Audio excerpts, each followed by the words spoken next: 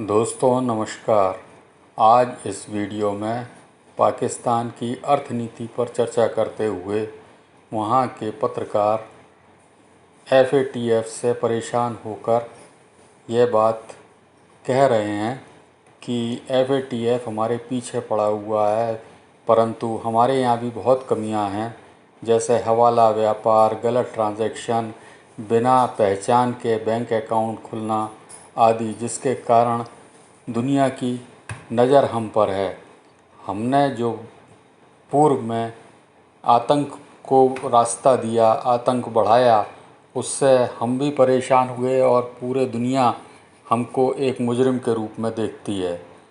अब पाकिस्तान की अर्थव्यवस्था इतनी जर्जर हालत में है कि यहाँ पर इकोनॉमी को चलाना बड़ा मुश्किल है।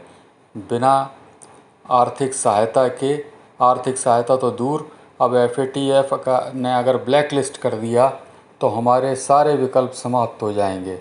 आइए देखें इस वीडियो को।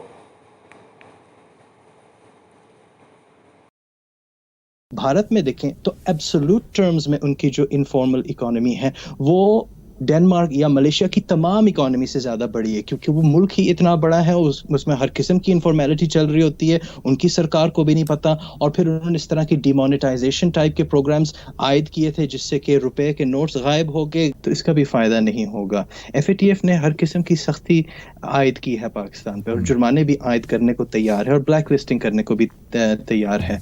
लिहाजा हमें जब तक अमल दरामद नहीं नज़र आती, इम्प्लीमेंटेशन नहीं नज़र आती पाकिस्तान में, तो कानून साजी से बात नहीं बनेगी। अच्छा, कानून साजी से बात नहीं बनेगी। तो आप दूसरे लफ्ज़ों में ये कह रहे हैं कि इस बिल को लाए जाने का कोई ख़ास फ़ायदा या अफाका नहीं होगा?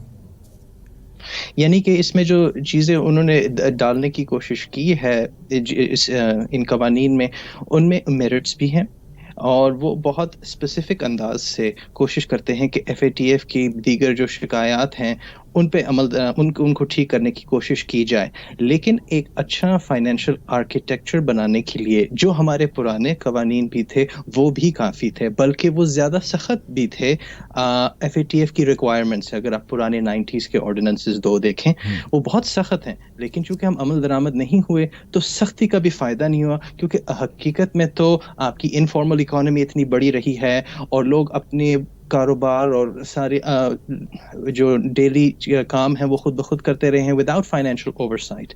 तो चूंकि आप सख्त या नरम करें अपने कवानीन को, अमल दरामद होना ये दरकार है। अच्छा, ये बताइएगा चौहान साहब, आपने जो इनफॉर्मल का जिक्र किया अभी, इंडिया और अफ़गानिस्तान के बारे में भी आपकी एक राय है, आप ज़रा उसको एलेबोरेट करते हैं हमारे लिए?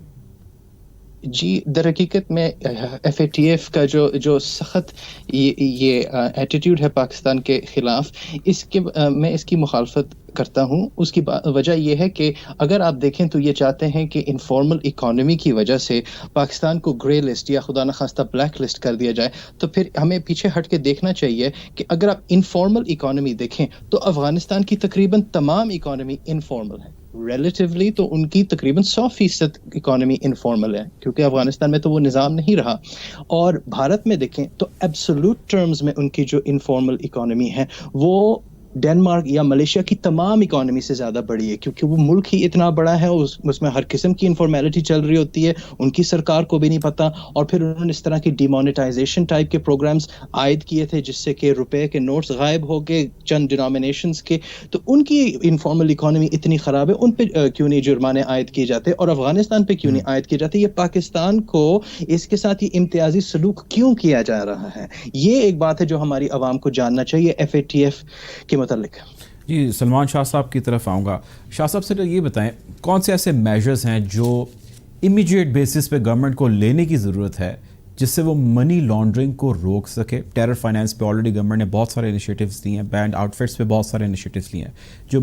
जो मनी लॉन्ड्रिंग है उस पर गवर्नमेंट इंस्टेंट इनिशिएटिव्स क्या ले सकती है? सर देखिए, मैं इस वक्त तो आपको पता है कि आपके फाइनेंशियल सेक्टर में खासी ज़्यादा आप छानबीन की जा रही है, और उसके ऊपर आपको अकाउंट खोलने के वक्त भी आपकी पूरा डिटेल्स ली जाती हैं और आपकी जो ट्रांजैक्शंस हैं वो भी नोटेड होती हैं।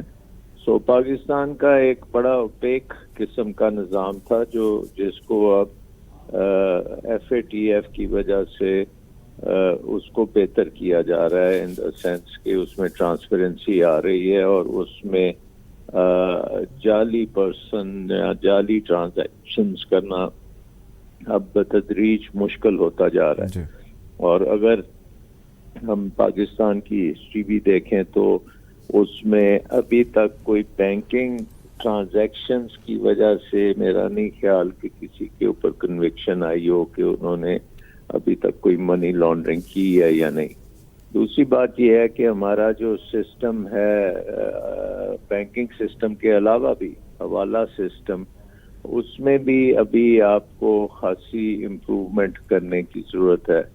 اور ہمارے کیونکہ فارن ایکسچینج لاز بھی کچھ ایسے تھے کہ وہ انانیمٹی دیتے تھے فارن ایکسچینج ٹرانزیکشنز میں، تو اس کو بھی چینج کیا جا رہا ہے. تو آئی تھنک کہ یہ ہم ایک ایسی سچویشن میں ہیں جو ہم فوکس میں آ گئے ہیں دنیا کے. اور وار آن ٹیرر جو تھا وہ کیونکہ پاکستان ایک قسم کا اس کا بھی وکٹم رہا ہے، اور پاکستان کے اندر خاصی دنیا کی سے ٹیررزم آئی بھی ہے، اور پھر یہاں سے آگے افغانستان میں وار آن ٹیرر جو ہے وہ بھی پچھلے کئی سالوں سے چلا ہے.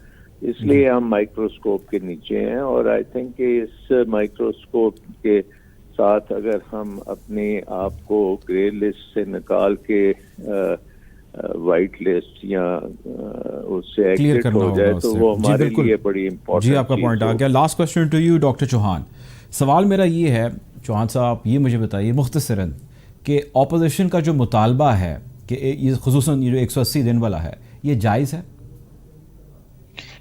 ہمارے سول رائٹس اور سارا جو قانونی سسٹم ہے اس کے مطابق آپ کا ڈیو پروسیس ہوتا ہے، اور یہ اس کا تعلق میرے مطابق FATF کے کسی قانون سے براہ راست نہیں ہے. ان کو اگر آپ حذف کر دیں اس قانون سے اور آپ FATF کے جو ہیں مطالبات ان پہ اگر آپ توجہ لائیں تو یہ زیادہ آپ کے لیے مثبت ہوگا. لیکن ان قوانین میں اگر آپ بے شمار اور چیزیں ڈال دیں تو پھر اپوزیشن کی ایک نیچرل مخالفت تو ہوگی، اور اس وجہ سے وہ کہیں گے کہ ہم نے تو FATF کے خلاف نہیں کیا، ہم نے تو ان دیگر اور چیزوں کے خلاف ایک مخالفت اور یہ ان وجہ سے مسترد کیا ہے.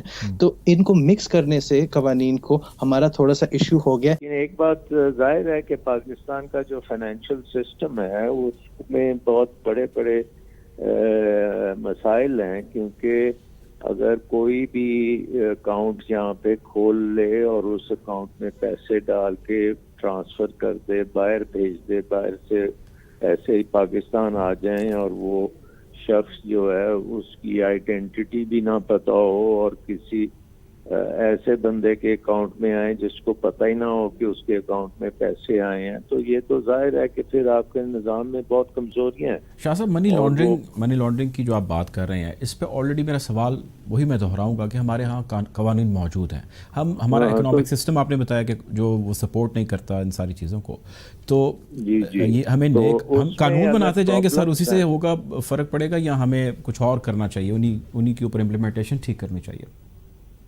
نہیں، اگر تو ہمارے یہ ہے کہ آپ نو یور جو کسٹمرز ہیں جو ہوتے ہیں وہ بھی نہیں آپ نے چیک کرنا، اور اگر آپ نے کوئی اکاؤنٹس کو استعمال کی ہے تو وہ ہمارے قانون جو ہیں وہ اجازت دیتے ہیں ان چیزوں کو کرنے کی، کیونکہ وہ it's not a criminal offence to do it.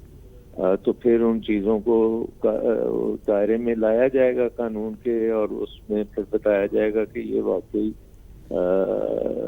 Criminal offence ہے اور اس کے تحت پروسیکیوشن ہو سکتی ہے. سو آئی تھنک کہ اس میں دیکھنے کی تو یہ بات ہے نا کہ آج تک کوئی پروسیکیوٹ ہوا ہے اس چیز میں یا نہیں، کیونکہ یہ بھی وہ FATF ڈیٹا دیکھتی ہے کہ اگر آپ کے پاس قانون موجود بھی ہے تو کیا وہ قانون کے تحت کوئی کنوکشن کبھی ہوئی ہے یا نہیں ہوئی، اور کیا وہ کوئی افیکٹو قانون ہے یا نہیں ہے. سو آئی تھنک کہ اس میں تو اب یہ پارلیمنٹ میں ہی پتہ لگے گا کہ ایگزیکٹلی ان قانون جو ایگزسٹنگ قانون ہیں اور اس میں کیا ڈیفیکٹس ہیں اور ان کو کیسے دور کیا جا سکتا ہے. جی شاہ صاحب آپ ہمارے ساتھ ہی رہیے گا, آپ میرے ساتھ رہیں, میں واپس آتا ہوں آپ پہ شاہ صاحب, آپ ساتھ رہیے گا. ہمارے ساتھ جوائن کیا ڈاکٹر عثمان چوہان صاحب نے, director economic national affairs at centre of aerospace and security studies. Chauhan صاحب میرا آپ سے کوشچن یہ ہے کہ ہم پہلے قوانین موجود ہیں, اب ہم ایک ایسا بل لے کے آ رہے ہیں جس کے تحت پولیس کو ہم 180 دن تک حراست میں رکھنے کی ایک اجازت جو ہے وہ ہم دے رہے ہیں, جس پہ اپوزیشن نون لیگ اور پاکستان پیپلز پارٹی نے آ کے برملا اظہار کیا, انہوں نے ٹاک کیا, اسٹیٹمنٹس دی ہیں. اس کی ضرورت ہے؟ آپ کی بات بالکل صحیح ہے.